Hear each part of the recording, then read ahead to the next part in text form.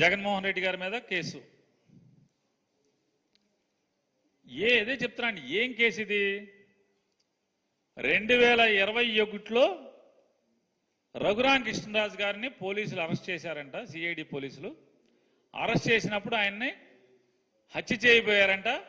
ఆ హత్య చేయబోయితే దానికి అన్నిటికీ కుట్ర ఏంటంటే జగన్మోహన్ రెడ్డి గారు మూడో ముద్దాయి అంట. రఘురాం కృష్ణరాజు గారు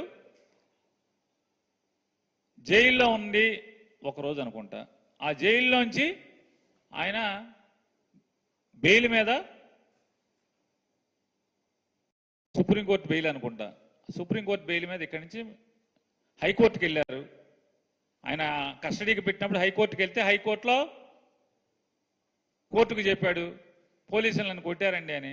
వెంటనే టీమ్ ఆఫ్ డాక్టర్స్, ఒక డాక్టర్ కాదు, ఇద్దరు డాక్టర్ కాదు, 4 డాక్టర్లను 5 డాక్టర్లను టీమ్ ఆఫ్ డాక్టర్స్ వేసి ఈయన్ని ఒళ్ళంతా పరీక్షించండి అని చెప్పారు. ఒళ్ళంతా పరీక్షించారు. ఒళ్ళంతా పరీక్షించి ఈయనకి దెబ్బలేం కొట్టలేదండి అని చెప్పి రిపోర్ట్ ఇచ్చారు హైకోర్టుకి. హైకోర్టు ఆయన్ని కస్టడీకి మళ్ళీ పంపించేసింది, బెయిల్ ఇవ్వలేదు. అదైపోయిన తర్వాత సుప్రీంకోర్టు ఆయనకి బెయిల్ ఇచ్చింది. బెయిల్ ఇవ్వటమే ఇక్కడి నుంచి సరాసరి ఆయన మిలిటరీ హాస్పిటల్లో చేరారు. సుప్రీంకోర్టు కూడా మిలిటరీ హాస్పిటల్లో రిపోర్ట్ అడిగింది. మిలిటరీ హాస్పిటల్లో కూడా వాళ్ళు రిపోర్ట్ ఇచ్చారు, మెడికల్ రిపోర్ట్ ఇచ్చారు. Military hospital, Secunderabad military hospital వాళ్ళు కూడా సుప్రీంకోర్టుకి రిపోర్ట్ ఇచ్చారు. సిబిఐ ఎంక్వైరీ ఏమన్నాడు ఆయన, సుప్రీంకోర్టు డిస్మిస్ చేసింది. దీని మీద సిబిఐ ఎంక్వైరీ ఏమయ్యక్కర్లేదు. హైకోర్టు మెడికల్ రిపోర్ట్, హైకోర్టుకి 4 డాక్టర్లు ఇచ్చిన మెడికల్ రిపోర్టు, అలాగే సికింద్రాబాద్ మిలిటరీ హాస్పిటల్ ఇచ్చిన మెడికల్ రిపోర్టు చూసాము, ఇది పట్టించుకోవాల్సిన పని లేదని చెప్పి సుప్రీంకోర్టు ఇచ్చింది. అంటే సుప్రీంకోర్టు, హైకోర్టు, సుప్రీంకోర్టు, ఆంధ్రప్రదేశ్ రాష్ట్ర గుంటూరు గవర్నమెంట్ హాస్పిటల్ డాక్టర్లు, మిలిటరీ హాస్పిటల్ డాక్టర్లు అందరూ కూడా ఈయనకి దెబ్బలు లేవని చెప్పినా కూడా ఇవాళ 3 సంవత్సరాల తర్వాత, 3 సంవత్సరాలు నిండిన తర్వాత, 4 సంవత్సరాలు నిండిన తర్వాత ఇవాళ ఎఫ్ఐఆర్ కడతామంటే ఇది తప్పుడు కేసు కాదా అని అడుగుతున్నాను నేను. ఏషియల్ డీజీ సునీల్ గారేమో మొదటి ముద్దాయి అంట, ఇంటెలిజెన్స్ డీజీ ఏమో 2వ ముద్దాయి, పిఎస్ఆర్ ఆంజనేయులు గారు 2వ ముద్దాయి అంట, జగన్మోహన్ రెడ్డి గారు 3వ ముద్దాయి అంట, గుంటూరు మెడికల్ కాలేజీ డాక్టర్ గారు ఒక ముద్దాయి అంట, డిఐజీ గారు ఒక ముద్దాయి అంట, అప్పుడున్న పాల్ గారు ఎవరున్నారు డిఐజీ గారు, ఆయన ఒక ముద్దాయి అంట. వీళ్ళందరూ కూడా ముద్దాయిలు చేస్తూ, అప్పుడున్న డాక్టర్ గారిని కూడా ఒక ముద్దాయిగా చేస్తూ ఎఫ్ఐఆర్ కట్టారు. ఏముంటుంది ఇటువంటి తప్పుడు కేసులు కడతాకి? హైకోర్టు ఇది తప్పు అని చెప్పి, సుప్రీంకోర్టు ఇది తప్పు అని చెప్పిన తర్వాత, హైకోర్టు సుప్రీంకోర్టు 2 కూడా ఇది తప్పు అని చెప్పి అంటే ఆరోపణ తప్పు అని చెప్పిన తర్వాత కూడా 3 ఏళ్ల తర్వాత ఎఫ్ఐఆర్ కడుతున్నారంటే మరి ఇవన్నీ ఎర్రబుక్ కేసులు అంటే ఇయే. ఎర్రబుక్ కేసులన్నీ కూడా ఫాల్స్ కేసులే, ఏ కేసు నిలిచేది లేదు. ఇలా అహంకారం, అహంభావం, అధికారం, మదం తీర్చుకుంటాకి తప్పితే ఇది ఎందుకు పనికొచ్చే కేసులు కాదు.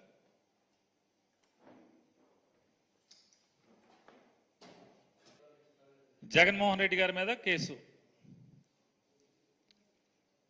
ఏదే చెప్తున్నాను, ఏం కేసు ఇది? 2021లో రఘురాం కృష్ణరాజు గారిని పోలీసులు అరెస్ట్ చేశారంట. సిఐడి పోలీసులు అరెస్ట్ చేసినప్పుడు ఆయన్ని హత్య చేయబోయారంట. ఆ హత్య చేయబోయితే దానికి అన్నిటికీ కుట్ర ఏంటంటే జగన్మోహన్ రెడ్డి గారు 3వ ముద్దాయి అంట. రఘురాం కృష్ణరాజు గారు జైల్లో ఉండి ఒకరోజు అనుకుంటా, ఆ జైల్లోంచి ఆయన బెయిల్ మీద, సుప్రీంకోర్టు బెయిల్ అనుకుంటా, సుప్రీంకోర్టు బెయిల్ మీద ఇక్కడి నుంచి హైకోర్టుకి వెళ్ళారు.